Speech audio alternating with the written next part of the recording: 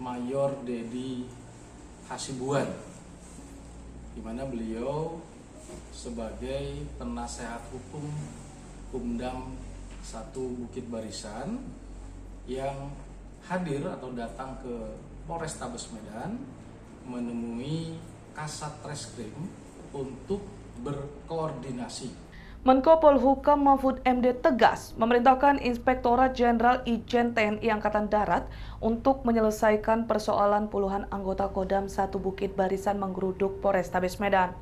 Mahfud menegaskan kejadian tersebut ironi apabila benar terkait ada intervensi hukum yang dilakukan anggota TNI Angkatan Darat.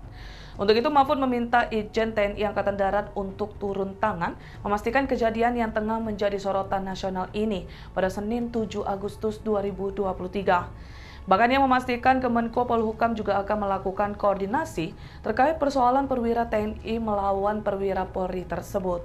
Seperti diketahui, Mayor Dedi bersama puluhan anggotanya menggeruduk kantor Polrestabes Medan dengan untuk meminta penangguhan penahanan terhadap kerabatnya bernama Ahmad Rosyid Hasibuan alias ARH di sel tahanan Polrestabes Medan. Kabid Humas Polda Sumut Kombes Adi Wahyudi mengatakan awalnya anggota TNI bernama Mayor Dedi Hasibuan yang merupakan penasehat hukum dari Kumdam 1 Bukit Barisan datang ke Polrestabes Medan. Lalu ia hendak menemui Kasat Reskrim untuk berkoordinasi soal proses hukum saudaranya ARH. Ikuti terus berita menarik lainnya. Jangan lupa like dan share seluruh akun Tribun Medan. Kami Pak Ponco juga kami bertemakan di sini. Oke ya Pak ya?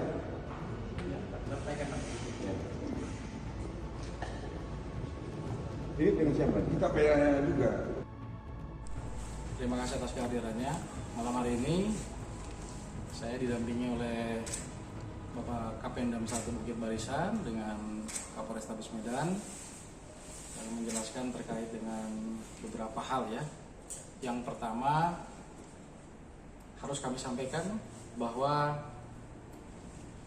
TNI Polri, Kodam 1 Bukit Barisan dan Polda Sumatera Utara tetap solid dalam berbagai hal, dalam berkomitmen tentunya untuk proses-proses penegakan hukum dan menciptakan situasi kamtimas yang kondusif terutama di wilayah Sumatera Utara.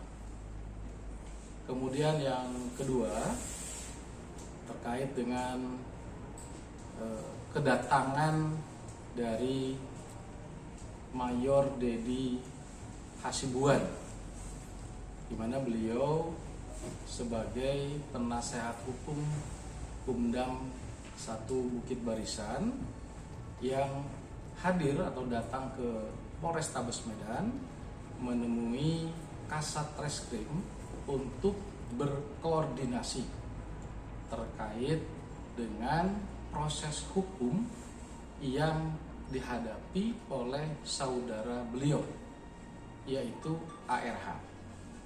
Di mana proses hukum terhadap ARH ini bersamaan dengan proses hukum yang juga dijalani oleh saudara P, yaitu dugaan tindak pidana pemalsuan tanda tangan sertifikat tanah. Dalam prosesnya bahwa kedua orang ini berdasarkan hasil gelar perkara sudah ditetapkan sebagai tersangka oleh penyidik Polrestabes Medan. Kemudian Mayor Dedi Hasibuan ini melalui Kakumdam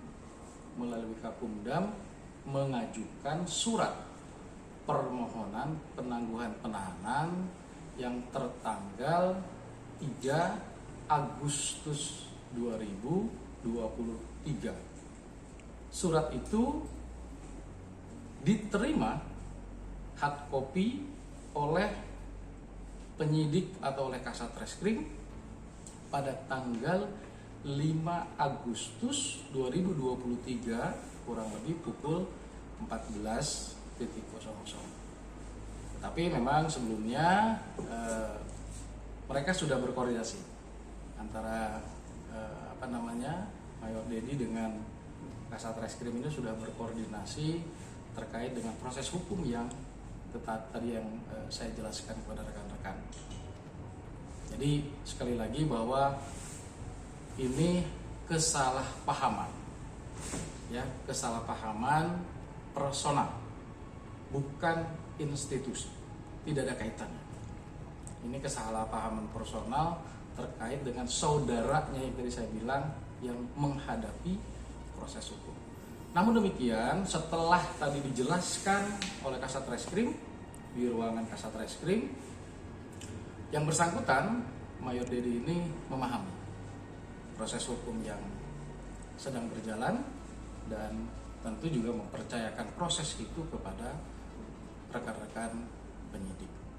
Jadi itu yang bisa kami sampaikan kepada rekan-rekan.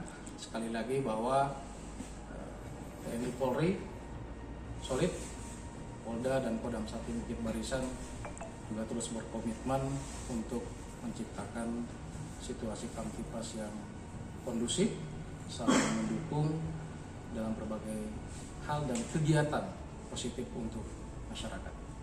Nanti disampaikan oleh Pak. Putusan pengadilan mengenai tanah negara di Tanjung Morawa, Sumatera Utara, seluas 464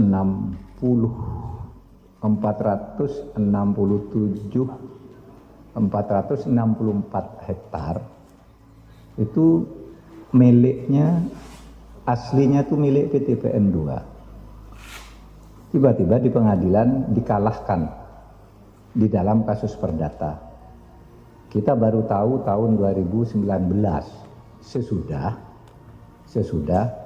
para penggugat berjumlah 234 orang itu minta eksekusi. Nah, ketika dia minta eksekusi, barulah kita nanya ke BPN bahwa tanah itu sejak dulu milik PT PN dan belum pernah ada perubahan. Kok tiba-tiba menang di pengadilan gitu. Nah, itulah sebabnya kita menolak dulu eksekusi karena kemudian kita menemukan indikasi tindak pidana bahwa para penggugat itu diduga kuat menggunakan surat keterangan palsu